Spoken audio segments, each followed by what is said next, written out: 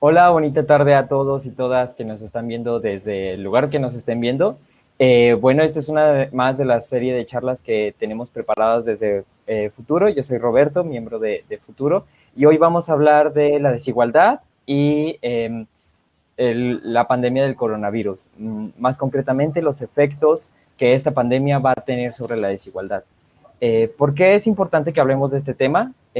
Sabemos que las pérdidas de las vidas humanas son la prioridad en este momento. Todos los gobiernos, todos los esfuerzos institucionales están abocados a tratar de la mejor manera esta pandemia, pero no debemos dejar de lado toda la serie de implicaciones que conlleva esta pandemia, ¿no? En la transformación del día a día que hemos tenido en los últimos 3 meses, más o menos, incluso todo el año en algunas partes del mundo, que han dejado a algunas personas desprovistas de sus actividades económicas diarias, que eran importantísimas para mantenerse a flote, ¿no? Todos tenemos, me imagino, un conocido o somos esa familia que está teniendo problemas para salir adelante. Y bueno, para hablar de este tema tenemos a excelentes invitadas el día de hoy. Me da mucho gusto poder escucharlas, poder aprender de ellas. Y les presento primero a nuestra primera invitada, que es Alice Crosser. Ella es doctora en estudios de desarrollo por la Universidad de Cambridge y cuenta con maestrías en desarrollo internacional y en administración internacional por la London School of Economics y la Copenhagen Business School, así como licenciatura en economía por la misma universidad. Ha sido investigadora visitante en la Universidad de Stanford, la Pontificia Universidad Católica de Chile y en la CEPAL. Actualmente realiza una estancia postdoctoral en el Seminario de Desigualdad Socioeconómica del Colegio de México. Y bueno, ella se interesa en investigar principalmente la desigualdad, la diferencia de clases, el estudio de las élites y el privilegio. Y bueno, por otro lado, nos acompaña Máximo Jaramillo. Máximo es doctor en sociología por el Colegio de México, economista por la Universidad de Guadalajara. Actualmente es investigador en el programa de justicia fiscal Fundar. Laboró también como director de información estadística en el Consejo de Evaluación de Desarrollo Social de la Ciudad de México y como coordinador de Consejo de Evaluación, coordinador de estudios en desigualdad en Oxfam, aquí en México. Ha impartido clases en el Colegio de México, la Universidad de Guadalajara y la Universidad Panamericana. Pues también sus líneas de investigación son la desigualdad, la justicia distributiva, las políticas sociales y fiscales en México y América Latina. Y bueno, uno de sus proyectos más famosos últimamente es Gatitos contra la Desigualdad, que probablemente lo han visto en Twitter y los invitamos a que lo sigan porque está muy, muy chido. Bueno, en esta sesión lo que vamos a hacer es problematizar un poco el modelo económico en el que vivimos y lo injusto de pues la desigualdad que hay en este contexto, ¿no? Durante los últimos años la desigualdad se ha exacerbado de manera, yo diría que insospechada, ¿no? Es decir, hubo un momento en el que se hablaba del fin de la historia allá por los 80, o se abolió el supuesto mundo dividido en dos, que era el comunista y el capitalista, y veíamos todos la mira hacia el progreso. Pero de repente sucede que la desigualdad crece y, y, y, bueno, ¿qué opinan ustedes? A mí me parece que este panorama de desigualdad viene creciendo desde hace muchos años atrás. ¿Y cómo lo ven ustedes hoy en día? Que el panorama general de la desigualdad en el mundo.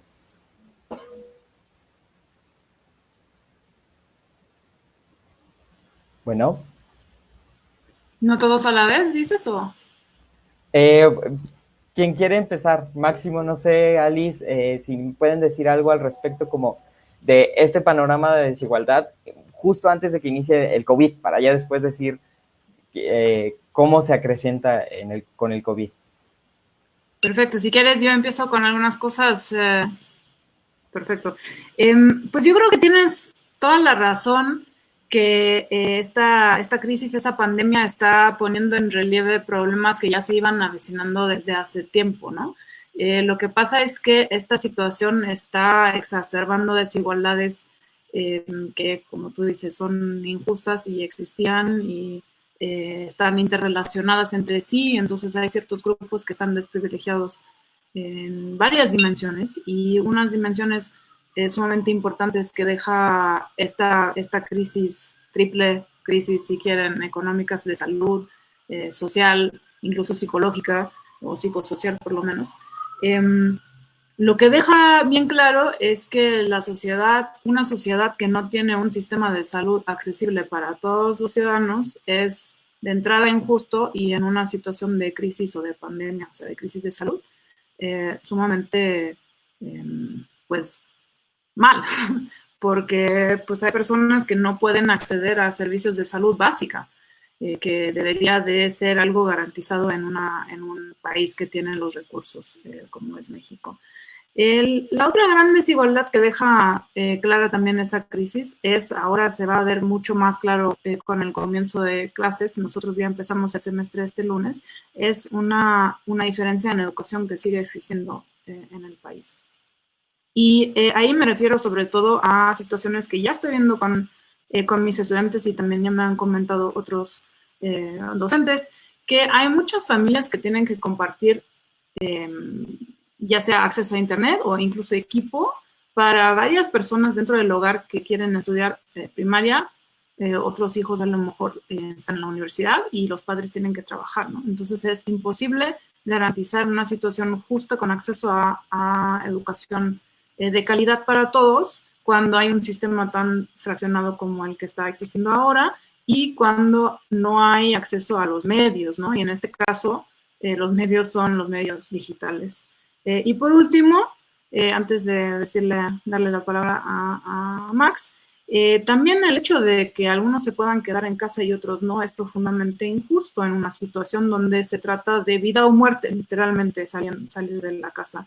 Y no, eso no es una distribución aleatoria, digamos, de los que sí pueden quedarse en casa o no, que generalmente las personas que en otros sentidos son más privilegiados también son los que sí se pueden quedar en casa cuidando su vida y incluso en algunas ocasiones cuidando su trabajo, ¿no? Que las personas que tienen que salir porque si no pierden su trabajo, pues arriesgan su salud para poder comer. Y las personas que se pueden quedar en casa son más o menos un 20% de la población, entonces son relativamente pocos en relación a la población en general.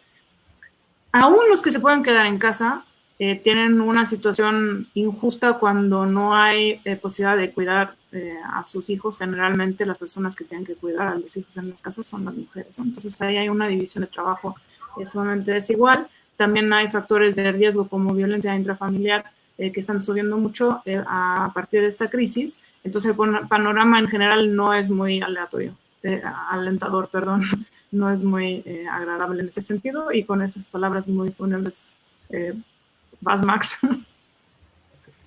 Gracias, Alice. Sí, digamos, para mí la respuesta rápida y concreta es que sí, sabemos que México era muy desigual y sabemos que Latinoamérica era muy desigual, mucho más que otros países, pero lo que va a suceder con la crisis de salud pública y económica y social también, es que simplemente va a agrandar o acrecentar las brechas de desigualdad, ¿no? En prácticamente todos los sentidos que queramos, así como podemos hacer un montón de análisis interseccionales en términos de desigualdad y cómo hay personas que están más afectadas. Ahorita Alice, por ejemplo, mencionaba la posibilidad de quedarse en casa en términos económicos, la problemática de familias más grandes frente a familias más chicas, la distribución desigual de trabajos de cuidados. Todas esas interseccionalidades, al final de cuentas, van a ampliarse todavía más en términos de las consecuencias de lo que nos va a dejar la crisis, ¿no?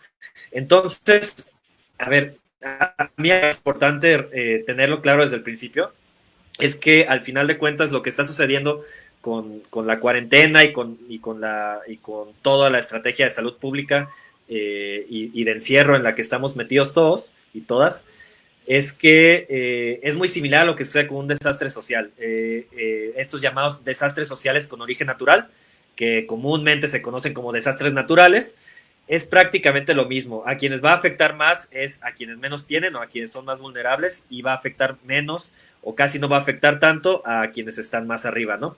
Entonces, ahorita Alice hablaba de estos factores, llamémosle económicos o socioeconómicos. Es la capacidad de poderse quedar en casa, que son pocas las personas que se pueden quedar en casa, pero digamos, aún entre las personas que se pueden quedar en casa y las que no se pueden quedar en casa, va a haber todavía otro ensanchamiento de las brechas, por ejemplo, en términos del consumo, ¿no? Entonces, las personas que tenemos la fortuna y el privilegio de estarnos quedando en casa, pues estamos gastando menos y vamos a tener un mayor ahorro tal vez al final del año, mientras que las personas que siguen saliendo y no se han visto afectarse sus ingresos, pues al final de cuentas, digamos, no tienen cambios ahí, pero pues hay otro grupo muy grande de personas que están teniendo afectados sus ingresos, ¿no? Ya vimos los datos del INEGI, que aumentó cerca de 12 millones para mayo, me parece. Había aumentado 12 millones las personas que no estaban empleadas, que habían salido del mercado laboral, ¿no? Entonces, la implicación que tiene eso en términos de pobreza y en términos, por ejemplo, de cambios de los ingresos o de desahorro, pues son súper importantes, ¿no? Pero también están otros factores tal vez no tan económicos, que son, por ejemplo, los factores de salud pública o los factores de hacinamiento, que al final de cuentas implican consecuencias diferentes en las personas, ¿no? Está todo esto de que ya sabemos, la prevalencia de diabetes, de hipertensión, de obesidad, que no está muy claro que haya una relación con el estrato socioeconómico, pero al menos hay la sospecha, digamos. Y también está este factor que se ha señalado como muy importante, que es el hacinamiento, ¿no? Entonces, en los estados, en los municipios y en los hogares, al final de cuentas, donde hay mayor hacinamiento, pues está presentando una mayor prevalencia del COVID, ¿no? Entonces, hay un montón de factores que están metidos ahí en cómo va, especialmente en México, a aumentar las brechas de desigualdad la pandemia. Y lo otro muy importante, y creo que más bien va a ser para entrarle en la siguiente intervención, va a ser en cómo el gasto redistributivo por parte del Estado pues no está siendo suficiente para, digamos, tratar de disminuir el aumento en términos de desigualdad en el aumento de estas brechas tan grandes, ¿no? Entonces, creo que a eso ahorita le podemos entrar, pero ahí lo dejo también como Sí, tema. algo que como me gustaría traducir, que implica que la pandemia sea vivida diferente para diferentes personas de acuerdo a su estrato económico y su serie de privilegios, es recordar que esto tiene que ver con los modos de vivir, ¿no? Las personas que no tienen o que tienen un modo de vivir de empleo informal, pues se ven desprotegidas cuando la regularidad de su empleo es interrumpida, ¿no? Más o menos es la idea. Lo mismo que sucede con los terremotos, con los desastres llamados naturales, afectan de forma diferente a las personas porque las personas vivimos de forma diferente. Vivimos de forma de acuerdo a nuestro estatus económico y nuestras identidades culturales, etcétera, ¿no? Una serie de rasgos que definen la forma en la que vivimos. Pero más o menos estoy en lo correcto en traducir esta idea de que el COVID afecta desigualmente porque vivimos de manera distinta.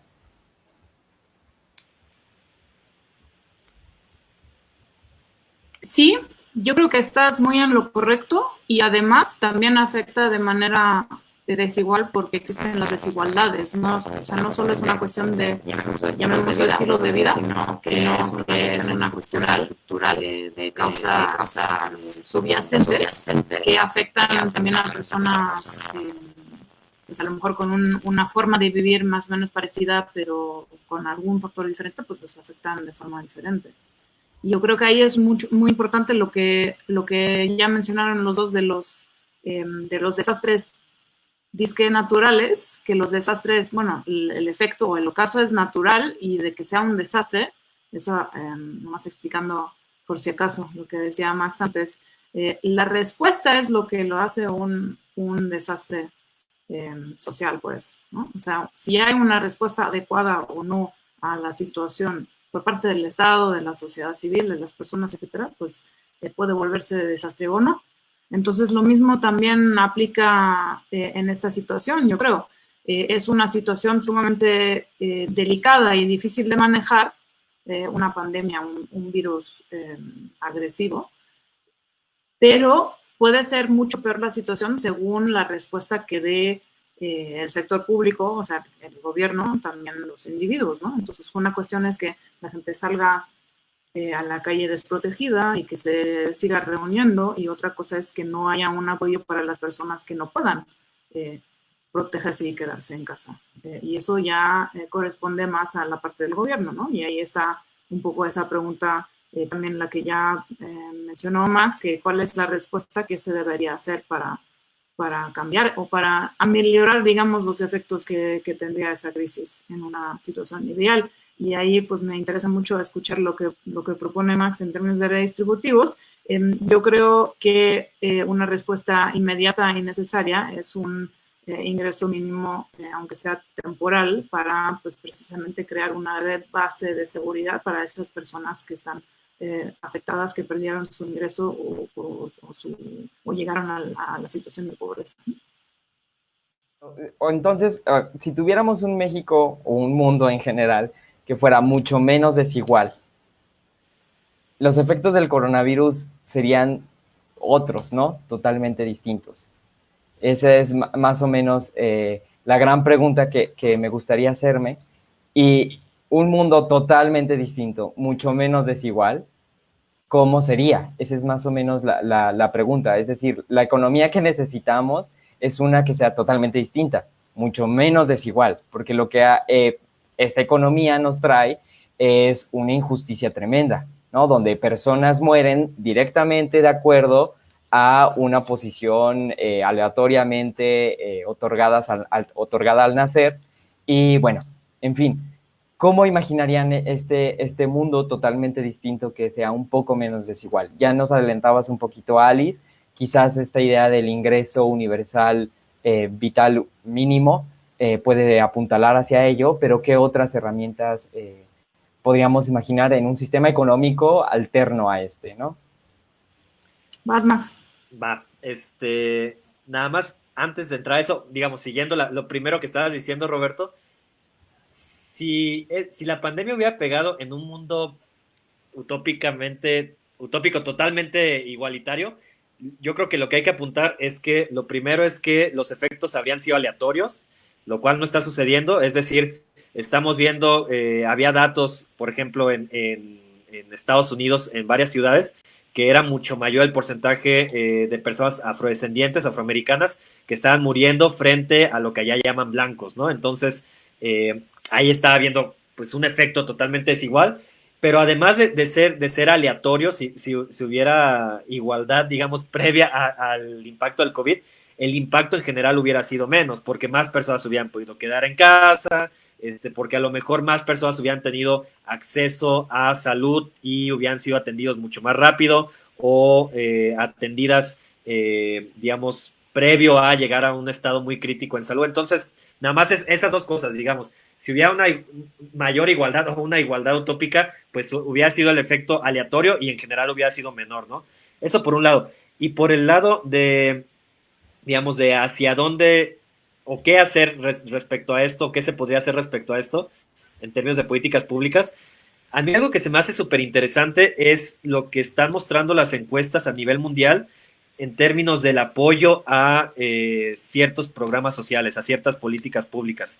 Y eso lo sabemos, por ejemplo, cuando se instauró de manera más fuerte el estado de bienestar en Estados Unidos o en muchos países de Europa, fue pues después de la Segunda Guerra Mundial, ¿no? Y después de los desastres de la Segunda Guerra Mundial. Y eso legitimó que hubiera un estado que interviniera mucho, de manera más fuerte, ¿no? Entonces, creo que en muchos países se está utilizando digamos, la opinión de las personas es que ante la situación actual, pues sí requiere tal vez medidas más extremas y hay más personas apoyando ingreso básico universal. Creo que ya es 60%, algo así, en la última encuesta que vi en Inglaterra. Hay más personas apoyando salud universal, hay más personas apoyando impuestos a la riqueza. Entonces, lo primero es que es un momento muy bueno para aplicar cosas que en otros momentos se hubieran visto como extremas, porque ahorita la situación actual pues es extrema y al final de cuentas eso termina legitimando, ¿no? Un ejemplo que se me hace bien interesante es, por ejemplo, lo que hicieron en la Ciudad de México no es política social tal cual, al final de cuentas, pero va en el sentido que estoy diciendo. Pusieron la ciclopista de la ciclovía en Insurgentes, ¿no? Que es, se supone es temporal. Pero pues ese temporal, quién sabe si sea temporal. Lo que podríamos hacer es ahorita decir que es temporal, la ponemos, y ya que vayan pasando los meses, pues ahí se va quedando, y al final de cuentas ya todo el mundo se acostumbró a que ahí esté, ¿no? Entonces creo que digamos, esa lógica se está utilizando en varios países donde empezaron a poner ingresos básicos universales temporales, donde hicieron ciertas políticas de trabajo de cuidado, de estar dando algún tipo de apoyo extra a las familias que necesitan más pues apoyo en términos de trabajo de cuidado. Entonces, a lo que quiero ir con esto es que en muchos países el tamaño del paquete que se está dedicando en política social para enfrentar la crisis, pues es grande, ¿no? El problema es que tal vez en México se ha creído que es suficiente con lo que ya hay de política social, cuando realmente pues tal vez estamos lejos de eso, ¿no? Y por cerrar ya rápido esto, nada más diría que tendríamos que pensar en términos de 3 direcciones que tendría que llevar la política social, que una es la parte redistributiva, que está esto que está mencionando súper bien Alice, del ingreso básico universal, o aunque sea un seguro de desempleo que no existe en México, algún tipo de transferencia en ese sentido. Pero lo otro que no debemos de olvidar es también que debe de ir en otros dos sentidos la política social, que es desmercantilizar y desfamiliarizar, ¿no? Entonces, por un lado hay que quitarle responsabilidad a las familias en términos de trabajo de cuidados y en otras dimensiones del bienestar, y además desmercantilizar implica quitar del mercado nuestro acceso al bienestar, ¿no? Entonces, es justo esto que sucedió, que quitaron las estancias infantiles y ahora es a través de un ingreso que se da a las personas para que esas personas vayan al mercado y pues como esté el mercado traten de cumplir con sus trabajos o con la adquisición de alguien que se encargue del trabajo de cuidados. Todo eso creo que es algo que al final de cuentas son 3 pilares que deberíamos de tener en cuenta con la política social y sobre todo en términos de crisis. Entonces, nada más, por resumir, es redistribuir, pero además también desmercantilizar y desfamiliarizar. Ya, gracias. Muy bien. Alice, ¿qué opinas? Estoy 100% de acuerdo. No hay mucho que añadir a eso. Esa es mi versión de un estado ideal, es donde existe un sistema universal de salud, existe un sistema universal de calidad de educación y también existe un apoyo básico económico para todas las personas, y ese apoyo es independiente de la condición de la persona, ¿no? Y luego hay personas con capacidades diferentes que a lo mejor necesitan apoyo especial. Eso es otra historia, eso también hay que considerar, pero debería existir una base, una especie de red de seguridad bajo la cual nadie puede caer, ¿no? Que es imposible que alguien muera de hambre en un país rico como lo es México o cualquier otro lugar del mundo, ¿no? ¿Y ven eso pasando en el sistema económico actual? Es decir, ¿es compatible con la realidad que lleva años y quizás siglos construyéndose? Es decir, ¿estas medidas de política social son suficientes para resarcir la lógica del modelo económico? Yo creo que esas políticas se podrían ver tanto dentro de ese modelo económico como fuera, ¿no? Existen ambas formas de implementarlas. Y yo creo que lo que dijo Max es sumamente importante, que estamos en un momento, digamos, de apertura, ¿no? Con una ventana, con un área de oportunidad, una ventana abierta, y habría que aprovechar este momento no sé si, bueno, no único en la historia, pero única en los últimos años a lo mejor, o bien especial, en el sentido de que existe mucha más disposición para implementar políticas más progresivas que a lo mejor hace relativamente poco, o sea, como 4 o 5 meses atrás, se consideraban algo imposible, ¿no? Y eso es un cambio radical si lo estamos considerando en términos del tiempo, ¿no? Existe ahorita una situación de incertidumbre radical también, ¿no? Y como he dicho en otra ocasión, con esta impaciencia capitalista que tenemos, pues pensamos que todo tiene que ocurrir ahora y el cambio del sistema va a pasar en 3 días más y probablemente no, pero en esta ocasión sí puede ser que en unos meses cambien cosas radicalmente y sí sería un cambio bastante radical hacia mejor si existe una seguridad básica para sobrevivir para las personas y como dice Max, sumamente importante una desmercantilización del bienestar, ¿no? Entonces, no depende de que yo esté en un trabajo específico, con condiciones específicas que nosotros definimos como condiciones de mercado formal, y solamente bajo estas condiciones yo me merezco un sistema de una protección de salud. Eso es profundamente injusto, ¿no? Entonces, un sistema donde no depende, o sea, mi acceso a la salud o a otras seguridades, seguridad social, pensiones, educación, etcétera, no debería depender de qué hago en mi trabajo o bajo qué condiciones alcanzo a hacerlo, que tiene mucho que ver con privilegios que tengan las personas. Creo que sí. Bueno, ya han apuntado hacia algunas de ellas, pero como por ejemplo el ingreso universal, la seguridad social universal, etcétera, pero ejemplificar algunos puntos concretos de medidas institucionales que podrían apuntalar hacia ello, ¿no? Y quizás pensándolo desde el contexto mexicano, ¿qué podría hacerse al respecto? A ver, hay dos cosas. Por un lado está esta parte que estamos hablando un poquito más de política social, pero por otro lado está otro tema que de hecho también Alice es experta en esto, que es la parte fiscal, ¿no? Y por ejemplo, ahorita hay una propuesta del ICRICT, se llama, tiene unas cifras, digo, unas siglas medio feas, sobre ciertos cambios en términos de política tributaria pues internacionales, ¿no? Que se proponen que lleven todos los países en su conjunto, ¿no? Entonces, entre varios, es una propuesta como de 6, 7 cambios, no me acuerdo. Hay uno que se me hace súper interesante que es cobrar impuestos especiales a las empresas que están teniendo ganancias especiales durante la crisis, que son, pues, normalmente o sobre todo las empresas, llamémosle la economía digital, ¿no? Entonces, está, por ejemplo, esa propuesta que a mí me parece muy interesante para recaudar más, y está esta otra propuesta de hacer un impuesto a la riqueza, igual como llamamos hace rato, emergente, ¿no? Entonces, creo que eso es un aspecto muy importante porque en gran medida la justificación por la cual no se ha hecho nada casi en términos de política social durante la crisis es que no hay dinero en el Estado, ¿no? Y es cierto, digamos, nosotros recaudamos 16% del PIB, que es una nada respecto a la OCDE y de hecho también es una nada respecto a un montón de países de Latinoamérica, ¿no? Entonces, pues sí, realmente tal vez no hay dinero, pero pues justo ahorita se debería de contemplar este tipo de medidas especiales, ¿no? Otra medida que también está por ahí, pero esa no la sacó el ICRIC, pero pues también está rondando es la de aumentar los topes marginales que se cobran en las tasas del ISR, ¿no? Tanto empresarial como a personas físicas. Imaginen que en Estados Unidos, después de la Segunda Guerra Mundial, también cerca de la década de los años 60, pues la tasa marginal máxima era 90 y tantos por ciento, ¿no?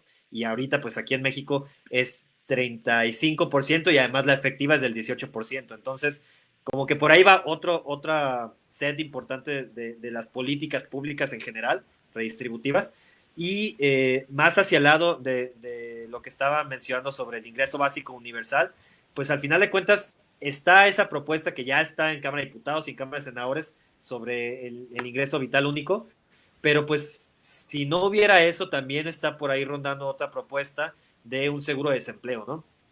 Que la ha agarrado Santiago Levy, la ha agarrado Gerardo Esquivel, y la realidad es que pues al menos eso sería ya una gran ganancia, sobre todo si se tomara en cuenta también el empleo del informal, una gran ganancia frente a lo que tenemos ahorita, ¿no? Hay, por ejemplo, también una propuesta de UNICEF muy específica, que lo que pedían era, ok, si el gobierno identifica que sus programas sociales son muy buenos y están apuntando a quien tiene que apuntar, pues ok, lo damos por sentado y todo bien, pero entonces aumentemos el pago que se está dando a esos beneficiarios, ¿no? Entonces, la propuesta más ambiciosa que hacían era dar 3 bimestres extras a los beneficiarios de las becas de educación media superior y de educación básica, las pensiones de adultos mayores y de personas con discapacidad, y otro programa se me está yendo por ahí. Pero esa era una propuesta que, digamos, entra dentro del marco paradigmático de política social actual y pues tampoco se ha aceptado, ¿no? Y creo que sería interesante también, aunque sea eso, hacer. Perfecto. Ali. Sí, otra vez, totalmente de acuerdo. El tema de los impuestos a la riqueza, ya sea individual o a riquezas como recursos específicos o a las empresas, es sumamente importante no solo en términos de recaudación, sino también en términos de señalamiento en relación a la justicia, ¿no? Porque no puede parecer o puede parecer relativamente injusto que haya personas que estén ganando mucho en esta situación de crisis cuando en cambio muchas personas están perdiendo su empleo y su ingreso, ¿no? Entonces, manda una señal de justicia que los que sí pueden vayan a contribuir algo más también de lo que están contribuyendo. Ahora que, como dice Max, la tasa efectiva de lo que pagan los renglones más altos del ISR es menos de es por ahí de la mitad de lo que se supone que es la tasa en términos nominales, ¿no? Entonces, en términos relativos contribuyen bastante poco, digamos, los que podrían contribuir más, y eso solamente es hablando de las personas con ingresos altos y ni siquiera hablando de personas con riqueza alta, ¿no? Porque ahí puede haber una diferencia importante. Quiero añadir 2 aspectos más, aparte de lo que dijo Max, que se me hace sumamente importante. Uno es una dimensión que a veces en esas discusiones subestimamos un poco, que es el efecto en salud mental que está teniendo esta crisis, ¿no? Porque también, pues nosotros todos los que estamos en casa sabemos que eventualmente hasta el departamento más bonito nos parece un poco limitante, ¿no? Y las personas que están saliendo igualmente viven en una situación de terror de estar en la calle y contagiarse. Al mismo tiempo, las relaciones sociales que solemos tener se limitan de repente a 2, 3 personas que son nuestra familia nuclear y a lo mejor algunas personas que vemos en el trabajo o no, ¿no? Entonces, la subestimación de qué tan importantes son las relaciones sociales para el aprendizaje, para la salud mental, para el bienestar social, pues hay que garantizar de alguna forma que podamos tener interacción social para nuestro bienestar, ¿no? Y también, por otro lado, cómo lidiar con los efectos negativos en salud mental que tiene esta situación de encierre o de angustia o de incertidumbre, ¿no? Entonces yo creo que concretamente habría que crear mucho apoyo y tomar en serio cuestiones como llamados de víctimas de violencia intrafamiliar, que se ha pues no tomado tan en serio en ocasiones anteriores, y hacer algo al respecto, ¿no? Pero también igualmente hacer o ofrecer apoyos a personas en situaciones donde pues viven angustias o otras formas de falta de salud mental que no estén relacionadas a la violencia, ¿no?